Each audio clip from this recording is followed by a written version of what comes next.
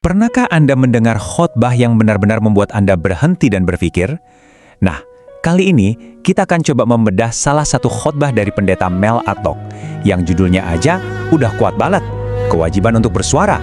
Kita bakal lihat gimana argumennya dibangun, apa dasarnya, dan apa pesannya untuk kita semua. Yuk, langsung kita mulai aja. Oke, jadi khotbah ini dibuka dengan cara yang cerdas banget. Beliau nggak langsung masuk ke inti, tapi ngasih kita semacam peringatan tentang dua jebakan pemikiran yang sering terjadi sekarang ini soal akhir zaman. Di satu sisi, ada yang namanya eskatofobia. Ini tuh rasa takut yang berlebihan, yang bikin orang jadi panik dan cemas soal akhir dunia. Nah, di sisi lain ada kebalikannya, eskatomania. Ini kondisi di mana orang jadi terobsesi, semua hal dihubung-hubungin sama tanda-tanda kiamat, yang seringkali jatuhnya malah jadi fanatik. Jadi, sang pendeta di sini nggak mau kita panik atau jadi fanatik. Sebaliknya, khotbah ini ngajak kita buat ambil jalan tengah. Maksudnya gimana? Ya, kita sadar kalau waktunya ini genting, ada urgensi di sana, tapi respons kita harus tetap tenang, terukur, dan bijaksana. Bukan didasari oleh rasa takut, tapi oleh kesadaran. Nah, dari situ kita masuk ke jantung khotbahnya. Tesis utamanya yang ternyata dibangun di atas satu ayat yang wah, kuat sekali. Ini dia ayatnya. Celakalah aku jika aku tidak memberitakan Injil. Coba deh kita rasakan nadanya. Ini bukan pilihan, bukan saran, tapi sebuah pernyataan yang absolut. Ada semacam konsekuensi berat yang dibayangkan kalau tugas ini sampai nggak dijalankan. Benar-benar sebuah pernyataan yang tegas. Dan untuk memahami ayat tadi, ada satu kata kunci yang ditekankan dalam khotbah ini, keharusan. Ini bukan sekedar tugas atau pekerjaan biasa. Kata ini diartikan sebagai kewajiban ilahi yang sifatnya mutlak, nggak bisa dinegosiasikan. Sesuatu yang harus dilakukan.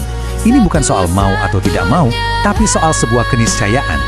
Oke, kalau kewajibannya seberat itu, apa dong yang jadi motor penggeraknya? Apa karena paksaan? Ternyata bukan. Khotbah ini menjelaskan bahwa motivasinya datang dari dalam, digambarkan seperti sebuah api yang nggak bisa dipadamkan. Untuk menjelasin dorongan dari dalam ini, khotbahnya mengutip Nabi Yeremia. Bayangin deh, pesan yang harus dia sampaikan itu rasanya seperti api yang menyala-nyala yang terkurung di dalam tulangnya.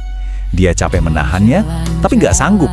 Ini adalah gambaran yang luar biasa tentang panggilan yang begitu kuat, sampai-sampai diam itu bukan lagi sebuah pilihan. Dan ini bukan cuma teori loh, konsep api dari dalam ini diperkuat dengan dua contoh tokoh besar. Pertama, ya tadi, Nabi Yeremia, yang meskipun ditolak di mana-mana, secara fisik merasa nggak sanggup untuk diam. Kedua, ada Rasul Paulus, yang bahkan sampai bilang kalau nyawanya sendiri itu nggak ada harganya dibandingkan dengan tugas untuk menyelesaikan misinya. Luar biasa ya. Terus pertanyaannya, siapa yang punya tugas ini?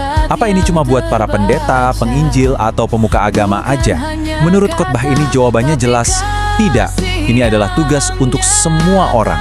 Argumennya adalah, kewajiban ini sifatnya universal buat semua orang yang percaya.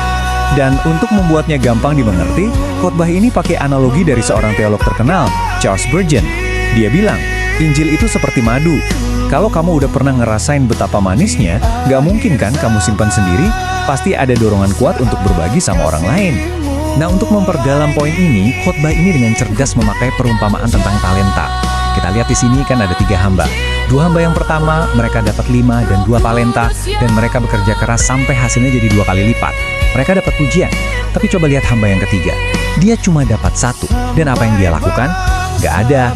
Dia cuma menyimpannya. Dan lihat apa konsekuensinya. Teguran dari sang tuan itu keras banget. Hai, kamu hamba yang jahat dan malas. Pesannya di sini nusuk banget. Tidak melakukan apa-apa dengan apa yang sudah dipercayakan kepadamu, itu bukan hal yang netral.